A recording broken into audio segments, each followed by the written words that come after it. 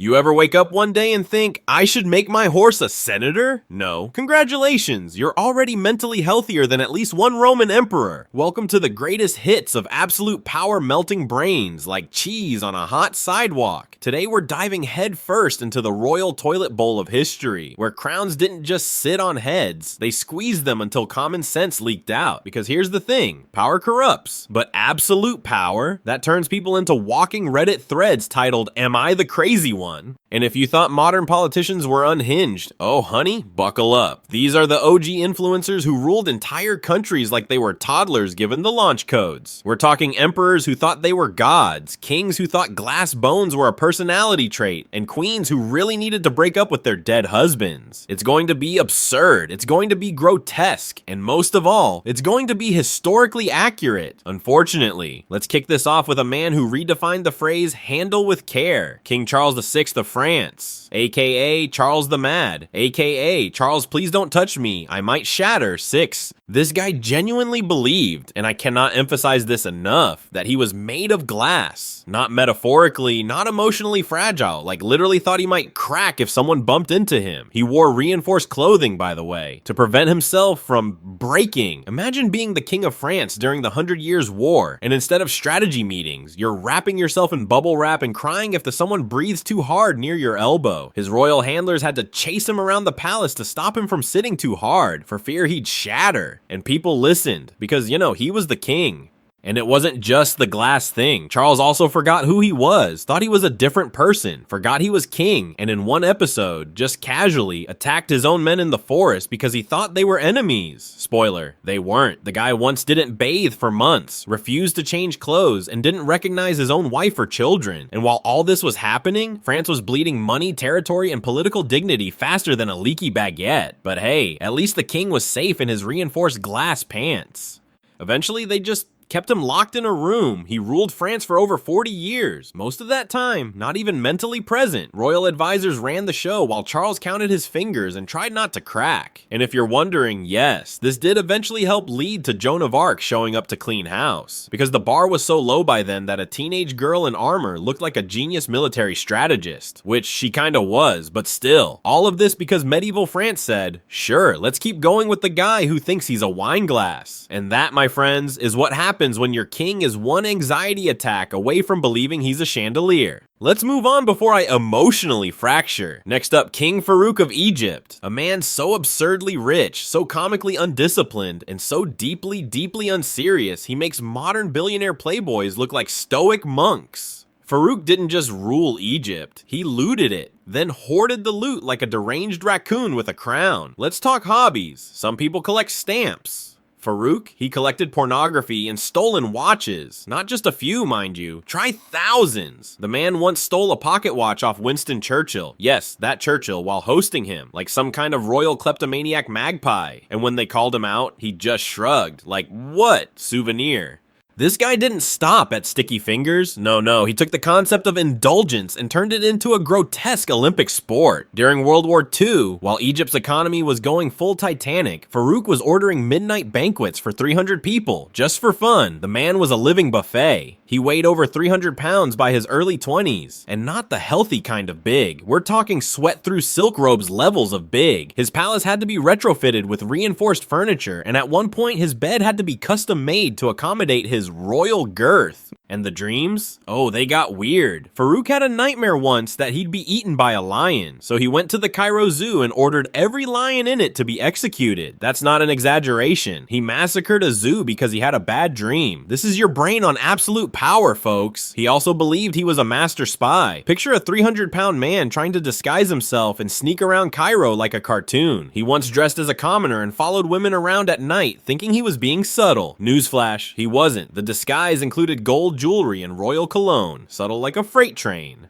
Oh, and the porn collection, not just magazines. We're talking films, sculptures, vintage erotica, over 10,000 items. For research, of course. Sure, buddy. That's why you need a museum's worth of smut for education. Eventually, the people got tired of the royal circus and overthrew him in 1952. And how did Farouk handle it? He went into exile in Italy with millions in stolen jewels, still eating like a warthog in a tuxedo. He died in a restaurant, face down in spaghetti, after gorging himself on oysters burgers, roast lamb, and enough dessert to sedate an elephant. Cause of death? Officially, digestion problems, which is like saying the Titanic had buoyancy issues. Moving on before we start handing out flower petals. Ready for more royal chaos? Let's talk about Christian VII of Denmark, a guy whose official job description was king, but whose unofficial role was chronically horny teenager trapped in a monarch's body. Christian was crowned in 1766 at the ripe old age of 17, and you know what they say, nothing stabilizes a kingdom like putting an emotionally volatile teenager in charge of foreign policy. Right off the bat, Christian made it clear he wasn't going to be doing much kinging. He was too busy with his other passion, masturbation. A lot of it, like historical record levels of concern kind of lot. Court doctors literally wrote reports complaining that the king's frequent self-relations were interfering with his duties. And no, that is not a euphemism. They were very explicit. One report delicately referred to it as excessive hand activity. Someone give that scribe a raise. He also liked to slap people, randomly, without warning. Like, imagine you're a royal advisor walking down the hall and suddenly, bam, the king just smacks you and then giggles. That was your job, working for a guy who thought being king meant being the world's least charming frat bro.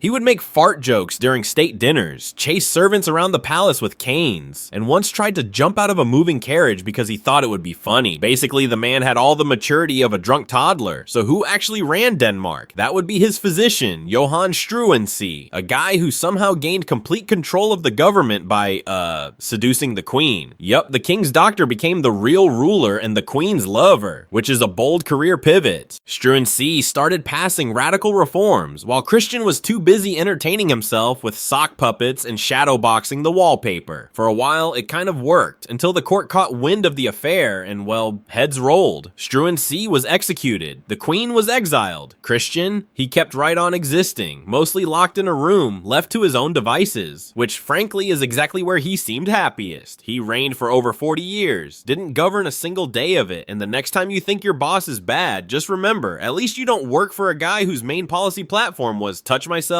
slap people, repeat.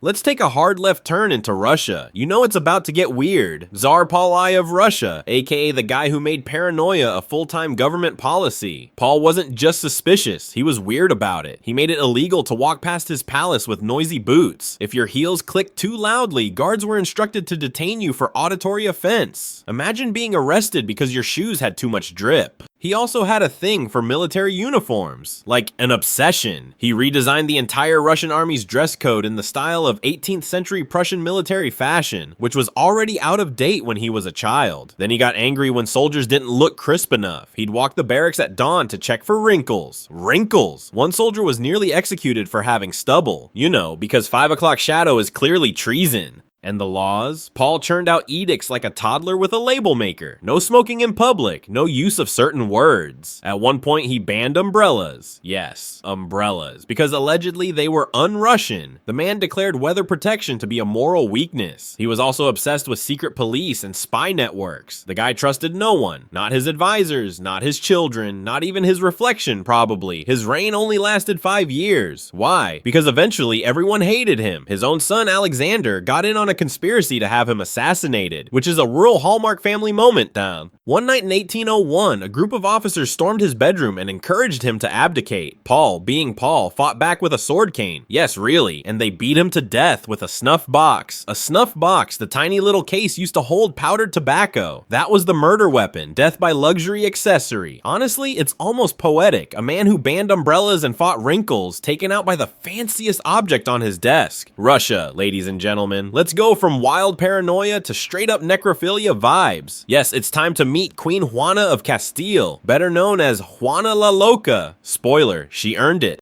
Juana married Philip the Handsome, a Habsburg prince with cheekbones so sharp they probably had a body count. She fell in love hard, like scary hard. Unhealthy Instagram relationship quote hard. When Philip died unexpectedly, Juana lost her grip. And by lost her grip, I mean she literally carried his rotting corpse around with her for months. She refused to bury him. Instead, she had his coffin dragged from city to city, opening it periodically just to check on him, to make sure he was still dead. Girl, he wasn't gonna get up and walk it off. Her entourage was forced to hold night vigils next to the coffin.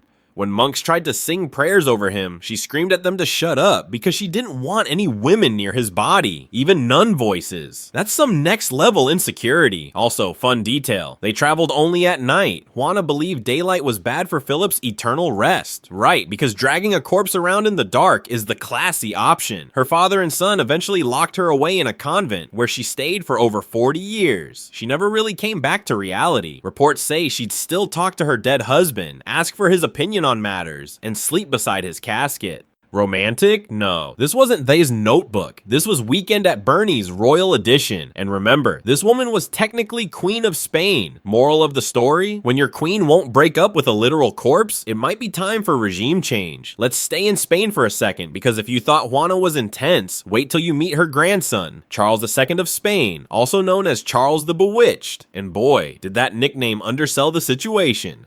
Charles was the final product of 200 years of inbreeding. The royal family tree, more like a royal family stick. He was related to himself in more ways than science was prepared to handle. His family said, genetics, never heard of her. The result? A king who had the jaw of a bulldog, the IQ of a stapler, and the immune system of a moldy sponge. Charles couldn't chew food properly. His Habsburg jaw was so massive and deformed that eating became a dangerous activity. He often choked while drinking. Yes, drinking. This man couldn't even hydrate without risking a full-on medical emergency.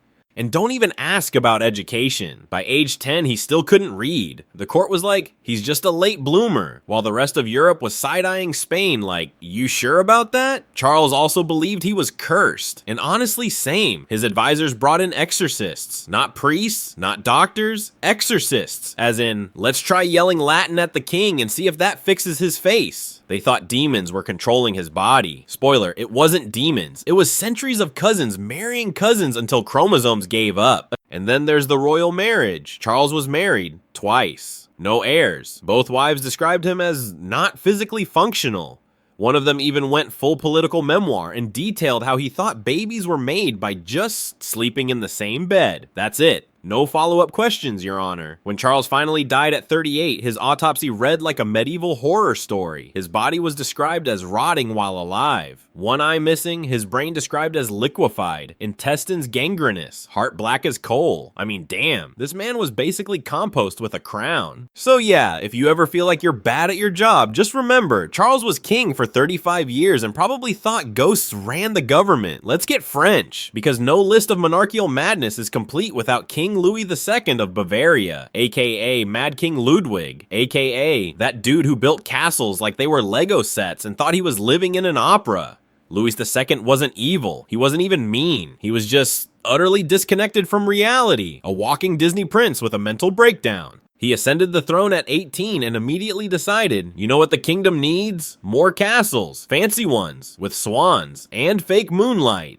He poured national funds into building Neuschwanstein, Linderhof, and Herrenchiemsee, lavish, ornate fantasy palaces that looked like someone gave a 7-year-old an architecture budget. And get this, he never even finished them. The man built fairy tale castles and then refused to live in them. He preferred to live alone, in a private fantasy world, pretending to be characters from Wagner's operas. He even had servants dressed in medieval costumes to speak to him in Old German, role play, constantly, on taxpayer money. He held dinners where he would eat alone, but had a full orchestra play off stage while he dined. Yes, the king wanted theme music for chewing. When people questioned his spending, he responded by building an underground grotto so he could stage private boat rides under fake stars. Not joking, the man built indoor lakes so he could float around like a romantic ghost. Eventually, the Bavarian government was like, okay, this is cute, but we're broke. They declared him insane without even examining him and deposed him.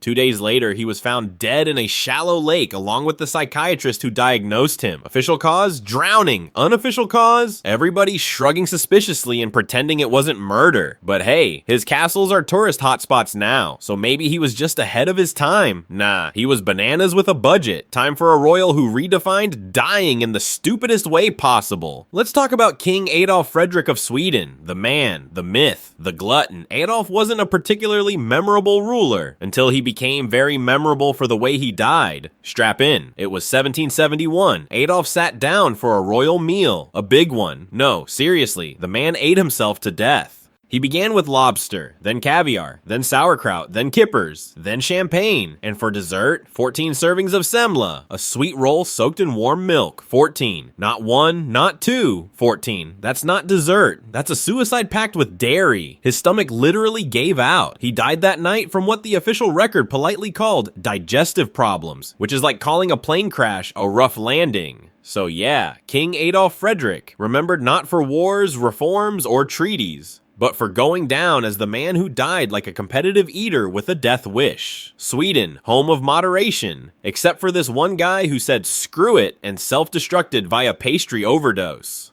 Okay, let's go full power trip mode now. Say hello to Emperor Nero of Rome, because nothing screams healthy leadership like fiddling while your city literally burns to the ground. So Nero takes the throne at 16. Not old enough to drink in most countries today, but sure, let's give him an empire. What could go wrong? Well, everything. Immediately. First off, he kills his stepbrother. Cool. Then he has his own mother murdered. Even cooler. Except he tries to have her killed in an accidental boating accident, fails, and has to finish the job with a hit squad. Can't make this up. Then there's his wife, whom he kicked to death while she was pregnant because she criticized him. Romantic. Feeling lonely? No problem. Nero marries a young boy named Sporus, who just so happened to resemble his late wife, so Nero castrates him and forces him to live as empress. That's not marriage, that's a horror film. Now, about that fire. In 64 AD, a massive blaze devoured most of Rome. Nero's reaction? He played music on a lyre while watching it burn. People say he fiddled, but fiddles didn't exist yet, so he basically sat there composing bad poetry while people screamed and the city turned to ash. And when citizens got mad, Nero said, "Relax, I'm building a golden palace where your homes used to be." Because nothing says disaster recovery like 300 rooms of marble fountains and rotating dining halls. Yes, rotating. The man built a spinning dining room while Rome was in literal ruins. Eventually, Rome had enough. The Senate declared him a public enemy, and Nero, ever the drama queen, ran off and botched his own suicide. He had to get one of his servants to do it for him while he sobbed. What an artist dies in me. Not a great artist, not a great emperor, but 10-10 drama. Next up, a man who combined guilt, religion, and terrible medical advice into one giant blood-soaked disaster. Say hello to Henry III of France, aka the king who tried too hard. Now, Henry wasn't the worst king France ever had, but he might have been the most confused. On one hand, he was a Catholic king. On the other hand, he had a squad of male lovers known as the Mignons, who dressed like glam rockers and followed him around like a 16th century boy band. People weren't subtle about it either. There were entire pamphlets published at the time mocking his court as a glittery mess of sex, perfume, and poor military strategy. But Henry also went full Catholic guilt mode. He became obsessed with flagellation. Not the fun kind, the whip myself for Jesus kind. He'd wake up, pray for hours, beat himself with chains, and then go hold court like nothing happened. The vibes were confusing. He also went full-on paranoid after surviving multiple assassination attempts. So naturally, he responded with calm, rational leadership. Just kidding. He formed a hit squad of monks and personally ordered the stabbing of a prominent Catholic leader inside a royal palace. That's some mob boss in a cathedral energy. This decision backfired spectacularly, as you might guess. Less than a year later, a teenage friar snuck into his quarters and stabbed him in the gut. Henry bled out over 24 hours while being read Bible verses and whispering weird apologies to God. Cause of death, extreme confusion, and a knife to the stomach. Moral: don't mix religious trauma, royal authority, and performance art. Time to rewind to ancient China, because you need to know about Emperor Zhengde of the Ming Dynasty, aka the guy who turned the Forbidden City into Chuck E. Cheese for adults. Zhengde became emperor at 14 and instantly decided, yeah, this whole governing thing, not really my vibe. So what did he do? He built a fake city within the palace walls, complete with fake markets, fake taverns, and fake prisoners. Why? So he could play pretend. He wanted to live out fantasies as a shopkeeper, soldier, or bounty hunter, like a medieval LARPer with god powers. And this wasn't a once-in-a-while thing. This was daily life. Ministers were forced to roleplay with him. Grown men with degrees in Confucian philosophy had to pretend to buy fake cabbages from their emperor. He also loved animals, like really loved them. One of his favorite pastimes was collecting exotic beasts and throwing parties for them. Once, a leopard got loose during one of these zoo raves and mauled several guests. Zhengde's response? Wow, awesome cat. And don't forget the time he decided to fake his own kidnapping. Yes, the Emperor of China staged his own abduction, locked himself in a villa outside the city, and made officials rescue him because apparently being emperor was boring and he wanted to feel something. He eventually died the way he lived, stupidly. After falling into a canal while drunk, he contracted an infection and died at 29. His last words were probably just, "Do I still get XP for this?" The nation, left confused, broke, and emotionally damaged. The historians, still cleaning up the mess. Let's head back to Europe for one last entry in royal ridiculousness. Ivan the Terrible, Russia's first Tsar and possibly the original, "I'm not mad, I'm just violently unhinged." Ivan had a rough start. His parents died when he was young, and he spent his childhood being neglected by nobles, so naturally, he grew up to be a well-adjusted adult. LOL, no. He started by having his enemies skinned alive, boiled, and impaled, and that was before lunch. But Ivan wasn't just cruel, he was bizarrely performative about it. He created a secret police force called the Oprichniki, dressed in black, rode black horses, and carried severed dog heads on their saddles to sniff out treason. That's not law enforcement, that's a horror movie. He also went on long rants where he'd accuse random people of plotting against him, then force them to prove their loyalty by walking across burning coals or giving up their wives. It was like being on Survivor, except the prize was not dying, but the ultimate moment? He killed his own son. During a heated argument, Ivan struck the heir to the throne in the head with his scepter, killing him instantly. The one guy who could have succeeded him without the country turning into a flaming garbage heap. Gone, because daddy had rage issues. Legend says Ivan wept uncontrollably after, but then he kept executing people. Because balance. He died playing chess. Literally, mid-game dropped dead. Honestly, not a bad way to go, compared to the flaming nightmare he made Russia into. Alright, if you're still here, first of all, congratulations, your sanity threshold is alarmingly high, but we've got one more royal train wreck for the road. Buckle up, because we're talking about Emperor Elagabalus, the Roman teen who ruled like every day was a gender-fluid rave powered by chaos and terrible decisions. If you've never heard of him, that's okay. The Romans tried to delete him from history for a reason. This guy became emperor at 14. Mistake number 1, give a hormonal teenager the keys to an empire, and you get a 4-year reign so off the rails that even Rome was like, too much, dude. First, Elagabalus was a religious fanatic. He tried to replace the entire Roman pantheon with a Syrian sun god, forcing senators to worship a meteorite he claimed was its physical form. Imagine your president making everyone swear allegiance to their favorite Funko Pop. That's the vibe. But his personal life made the religious stuff look tame. He frequently wore silk, makeup, and wigs, referred to himself as Empress, and held official ceremonies in drag. He even reportedly offered half the Roman treasury to any surgeon who could give him a functional vagina. Yes, ancient Rome had a trans emperor before your history teacher even mentioned the Renaissance. To top it off, he married a Vestal virgin, a woman sworn to lifelong chastity, which was a massive scandal. And the parties? Legendary. He turned the palace into a 24/7 chaos parade. He'd release wild animals like cheetahs into the banquet hall to surprise guests. He'd trap people under nets and dump so many rose petals on them that they nearly suffocated. The menu included peacock tongues and ostrich brains, all served while naked dancers juggled live snakes. He also allegedly ran a brothel out of the palace, staffed by himself, and had gold-plated mirrors installed to watch. So how did it end? Exactly as you'd expect. At the ripe age of 18, the Praetorian Guard, his own bodyguards, had enough. They assassinated him and his mother in a palace latrine, dragged their bodies through the streets, and dumped them in the Tiber River. Then they erased his name from all official records. That's how much Rome hated him. And remember, Rome was fine with emperors who burned people alive, but this glittery chaos goblin? Too much. So what have we learned from this royal dumpster fire of a lineup? Absolute power does not corrupt absolutely. It catastrophically obliterates every brain cell within a 5-mile radius. We've got emperors who wanted to make their horses senators, kings who married ghosts, and rulers who faked their own kidnappings, men who ate themselves to death, and rulers who turned their nations into glorified role-playing sessions. And for what? Because no one could say no to them. This is your brain on unchecked power, folks. Sprinkle in some inbreeding, mix in divine right, and top it off with gold-plated insanity. Bam, welcome to history class, now with 400% more emotional damage. And hey, next time your boss micromanages your lunch break, just remember, at least least he didn't throw you in a dungeon for sneezing near his pet leopard. Modern problems may suck, but we're no longer ruled by people who build indoor grottos to pretend they're mermaids. So that's progress. Kinda. Quick favor, if your brain hasn't melted from the stupidity we just endured, smash that like button like you're Charles II falling out of a genetics lab. Hit subscribe for more royal degeneracy, absurd deaths, and bizarre facts your history teacher definitely skipped over, and drop a comment telling us which historical lunatic should we roast next. Because trust me, this rabbit hole, it goes way deeper.